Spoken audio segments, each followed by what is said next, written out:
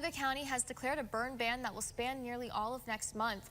The emergency declaration is in effect now due to drought conditions which have impacted several areas of the southern tier recently. The ban affects any activity creating sparks or flames and burning trash or other waste products. The ban will be in effect until November 29th or until an order to rescind it is given.